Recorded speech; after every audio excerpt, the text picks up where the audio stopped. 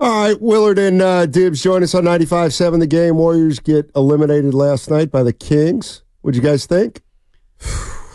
Wow. Man. It's quite an open-ended question there. I thought it was an absolute stink bomb. In a spot where you needed to play well, you didn't play well at all. And I'd be hard-pressed to find who the MVP was. Moses Moody? Yeah. Was it? I mean, the chef was shaky and careless. Klay Thompson literally couldn't hit a shot. Andrew Wiggins was a minus, 30-something?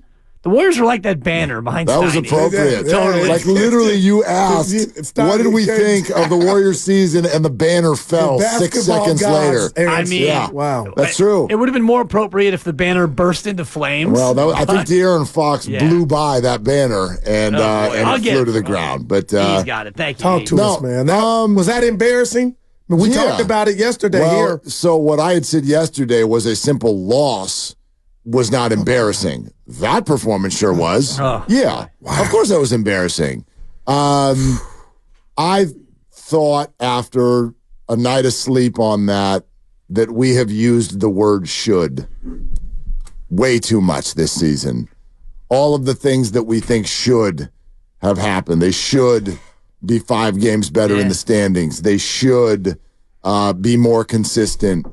You called that yesterday, too. Yeah. I was shooting it up all day. And I'm with you. And you know, I mean, Goo, like yesterday when you had said you're overly confident, and I was like, why? Like this team, man. You know, and I'm not going to make the whole season about last night, but there's they are right now today. They are where they should be. That's should. They are exactly where they should be, which is done. They're out. They didn't make the playoffs. Go ahead, man. This is the National Basketball Association. You're not real if you don't make the playoffs. You didn't make the playoffs? 16 to 30 make the playoffs. So this team is exactly where they should be, and we're all going to have all kinds of opinions about what they should do next. But for me right now, there needs to be a period of time, and today is certainly one of those days. I know you guys took calls the whole time, and we will too. Steve Kerr at 5. We've also got the exit press conferences of Kevon Looney and Klay Thompson and Kevon Looney coming up live. Oh, okay. Okay, that's going to be between 2:40 and 3:15. So I think you're certainly going to want to hear that. But today is more like let's take stock of who these guys actually were, and it didn't work, and we overrated and overstated, and we assumed all year the long. Bare minimum was the play. Me and Steiny just got it. I assumed the bare minimum was the playoffs, Dibs. Yeah, I can get the championship thing, but the playoffs, that's why you brought Chris Paul here. So we thought. Right, and this is where you are, and I've always said, and I borrow from Bill Parcells, you are what your record says you are. And you were a 10 seed, and you went out last night, and you played like a 10 seed. You looked like a 10 seed on the road against a 9, against a team that looked like they wanted it more. They played far better. Guys named Keegan and Keon provided more than you could handle with your championship pedigree and your 4 Hall of Famers, and that's the part that makes me feel like it's a level of embarrassment. And yeah, TJD was confused and overmatched early. That's fine. He's a rookie. Kuminga tried like heck, but he still is not quite to where you need him to be if he's going to be your 2. Wiggins was, ineffective. And you go across the board, and it was just a bad performance on a night where you needed, at the very least, a good performance. You didn't need to be perfect, but Sacramento was great, and Sacramento played. And I was thinking, you guys were talking earlier about when did you have that feeling of like, oh, blank? And I think Steiny said, or one of you said late third quarter. That was me. End of the third, and at that point, you could tell that the Warriors were not up for the fight. Yeah. I mean, you had to, and I know everyone did. You felt amazing at halftime. I felt like they were up 8. You felt it, right? You're like, how are you down 4? You're the Kings. Klay hasn't scored. Steph looks meh at best, and you're down by 4 points. And then you walked out onto the floor in the second half and hit a 3. Yeah. You were down by a point twice. Yeah. when the game was in the 50s. Steiny will tell you what happened. And you sat there, Wiggins. and you sat there and you went, okay, like you weathered the storm. Right. You did it. Yep. So we And thought. then another storm hit. And there was like, honestly, by the end of the third quarter, we had already, in my house, hit that sort of sheepish feel, which you hate, where you just are like, you're finding ways to chuckle if you can about it, where you're just it's like to throw your hands up. It's like, it's not going to happen. It's not going to happen. I sent my end of the season tweet before the fourth quarter started. There was no comeback happening. And so, again, you never make it about one game, but the reason that the playoffs or the postseason or anything resonate, I think, with everyone so much is you're at your absolute best. Whatever you've got, you're pouring everything out, right? The kitchen sink mentality. And the Warriors were the healthiest of potentially any team in the NBA. And when you pour your absolute best kitchen sink out on the table and you don't even score 100 points, you don't even look like you are under control of the game for any period of time, that is incredibly demoralizing. And Keon Ellis pickpocketing your best player and Wiggins, they just look faster and Steiny younger. And more determined, honestly, and that's They the were just part. better. And They were better. I kind of had the same experience as you after three quarters. I went from the 68-inch TV in the main room to the laptop. It's over. After three quarters, they're down 15. I said to my lovely wife, supper, I said, you can put on something you want if you want. I'll go to the laptop. It's Grey's Anatomy time. Exactly, or something like that. I don't even know Vanderpump Rules, or I don't even know what she put on. But down 15, showing little resistance and little life, I said, I'll go from the 68-inch TV to the 12-inch laptop. And if it got interesting, I would have gone back to the big screen, but that thing never got closer than that again. It was over. Well, that's the other thing. They didn't even make a run. Nope. I mean, they didn't even get it to 7 or something like that, where you thought, if they get a stop and a 3, then they didn't make one run. That was the last gasp for me was on the Wiggins 3 where he gets fouled. Oh, yeah. And they upgraded to a flagrant. I'm thinking, all right, 5-point trip. And I can't remember what were they down 8 or 9 I at thought that they could have point? gotten it to 10 there. He was okay. Because he had 3 free throws and they had the ball, but they got 1 point. I couldn't remember what the deficit clanked was. the first 2 free throws. God, he did. And then they did absolutely nothing with the possession. Wow. Like the takeaway, That was the one for me. I know we're going to spotlight the season, but if you just want to spotlight the game, that game to me boiled down to one thing on both sides of the court. It was incredibly easy for the Kings to get good looks. We talked and about it was incredibly hard for the Warriors. They could not get a look. That's not a great defensive team. They couldn't get into their sets. They couldn't get a look. It was like, wow. Everything was contested. And then when it would break down, you'd go, okay, Kuminga, do something. And he would just barrel toward the hoop, and it would throw it up to the top of the backboard. Moody, Pods. But he couldn't do it. Wow. He couldn't drive and get a look or get fouled. I'm stunned, man. The motion offense was not in motion. No. And that's, when they're at their best, it's passing and cutting and screens away and getting good looks. You're right, Mark. It was, just watching Steph get handcuffed like that. Yeah. Keon Ellis. And I will say this about the officiating, because they were letting it go on both sides. They really I think were. maybe we've gone a little too far. There was a 3-play sequence where it was like, ooh, and you hit the body, hit the ground. That's a felony. I need hear it. I need to admit something. Yeah? It's out of control, Mark. You like it? I texted Kyle Draper in the middle of the game. Whoop. I texted him. And for those of you who are listening, you're like, what does that mean? Kyle went on a rampage at the end of the regular season on NBC Sports California. Bonte and Joe played it a bunch before they had him on yesterday morning. And he is losing it. Saying it's not basketball. About officials and not saying it was about the Kings or any team. He was just like, this is bully ball. It's out of control. This is ridiculous. You can't watch it. And the way that it played in that moment, they all made fun of him because it played as it's super sour grapes. Oh, the Kings, and we're the 9 seed. And we're see, you seen the light. And I watched that game, and I texted him in the second quarter. I go, brother, You are so right. Well, I didn't say anything about it. Hear him hitting the ground. You are so right.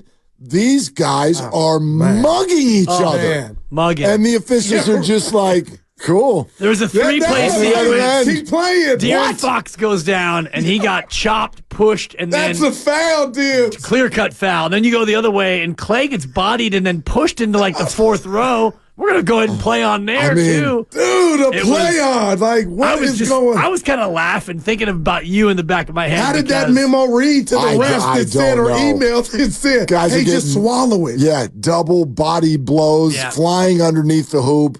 I mean, I know free throws are bad for viewership. I think is what it is. Wow. People don't want to see free throws. But whatever. I mean, that does not that has nothing to do with the Warriors' shortcomings whatsoever. Agreed. None. I just had that moment though last night watching I was like, 3 or 4 trips. what is this? I'm like, real. It is real. Yeah. You're listening to 95.7 The Game, KGMZ FM and HD1 San Francisco. Always live on the free Odyssey app, Twitch, and YouTube, powered by First NorCal Credit Union. I mean, I don't know what else to say about last night. It's hard to not skip ahead to the what comes next portion of it, but one thing that I want to talk to Mark and all the audience about today is some of the post-game sound last night and the idea of we can't imagine going forward without Klay Thompson. And that's what it was. Steve and Steph, and I'm not sure if Draymond said it, but I know that Draymond believes it. And so if that is the backdrop and this is the way it's going to go going forward, then I'm preparing myself to put aside the whole idea of championship pedigree or championship window. And it's going to have to be okay that you just enjoy these 3 guys playing basketball and maybe trying to be a plucky little 10 seed. Because for me, my opinion, if you have Steph, Klay, and Draymond still on this team next year, A, I don't think you can significantly upgrade around him, and B, that's not good enough anymore. So that's kind of where I am coming off of last night. Not only last night, but the entirety of the season. Well, and I'll save what is no doubt to be a good debate to come for the next 4 hours because I don't see it that way at all. And in fact, it's on. What I would see, like Donkey Kong. Thank you. What I see, once we get through the emotions, and I know you're going to all want to throw something at me when I say this. Hold on. In the end, last night will have been a good thing because of what it sets up.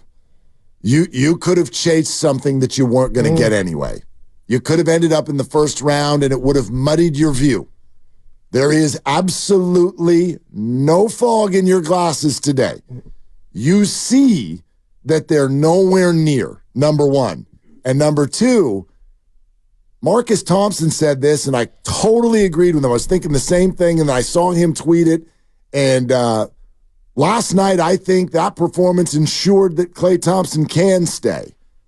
Because I do think that a performance like that, in a fishbowl like that, absolutely, even in one game, lowers your value. Slashing prices. Slashes prices. Wow. It's going to lower what he would seek. It's going to lower what other people would give him. It puts the Warriors in position to offer what they can offer. But more importantly, this is what I think the Klay conversation's about.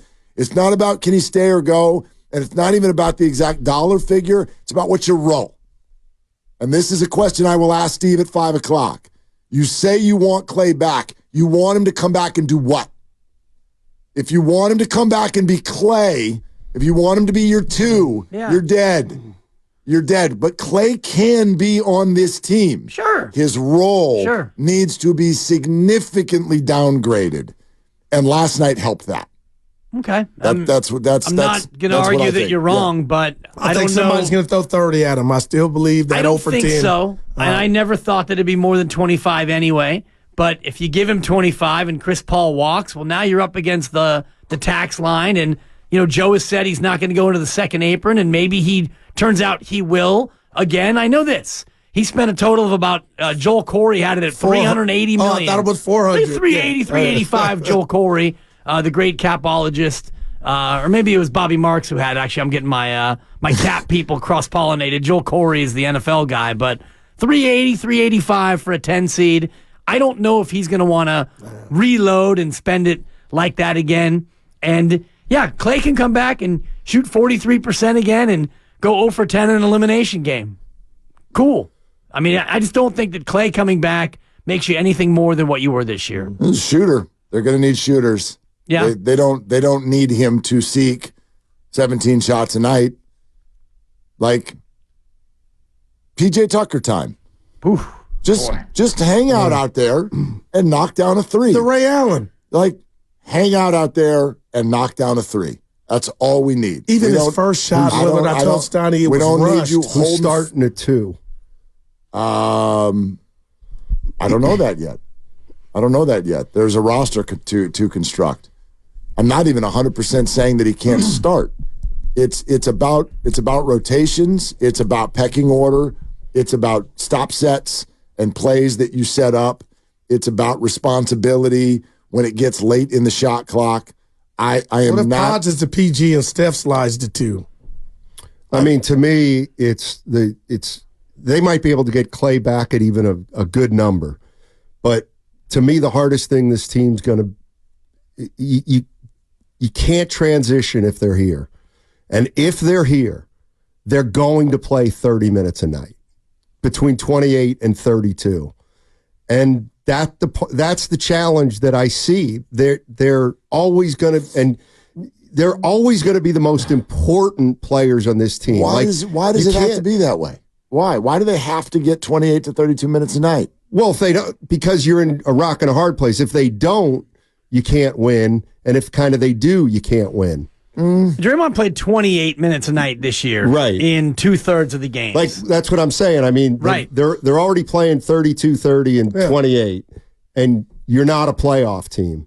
So if they come back next year, they're still going to play about that amount of minutes, and if they don't, then you're playing the youngsters more.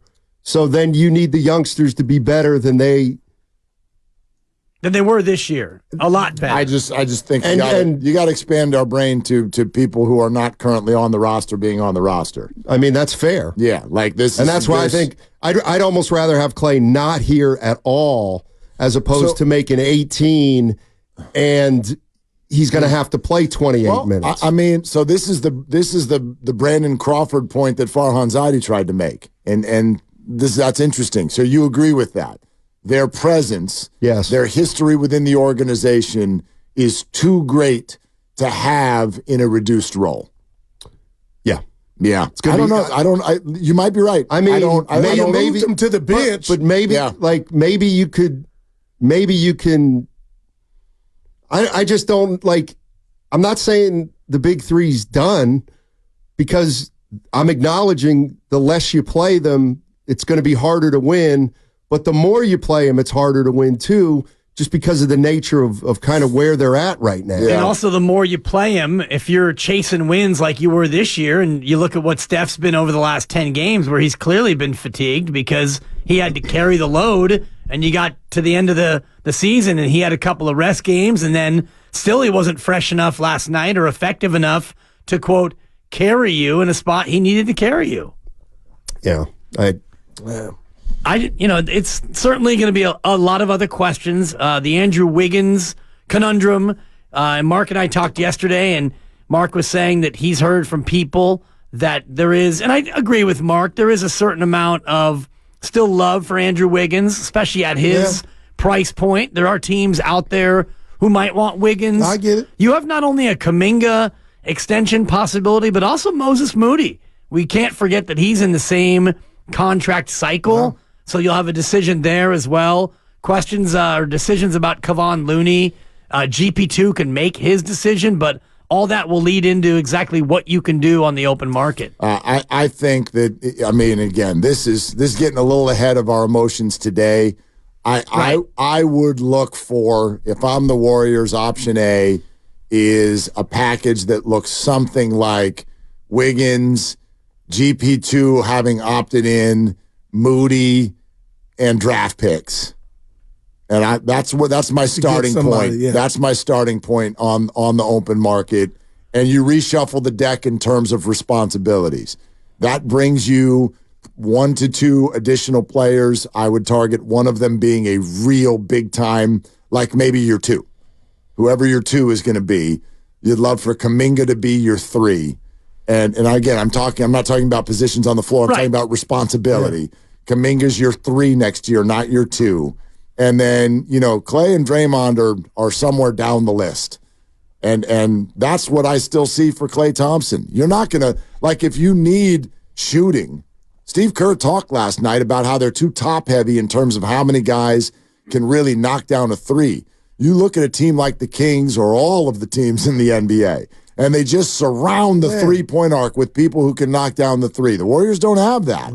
And Klay Thompson is actually one of them. And they can't guard that either. Right. So you the options will open life up for Klay when it's not, here's the ball and now dribble around a screen. Why don't you add Steph to that too? I believe that's what's ailing him. Well, too. he definitely needs less on his shoulders. Man. I don't know if it's necessarily less minutes. 3 dudes were running after him yesterday.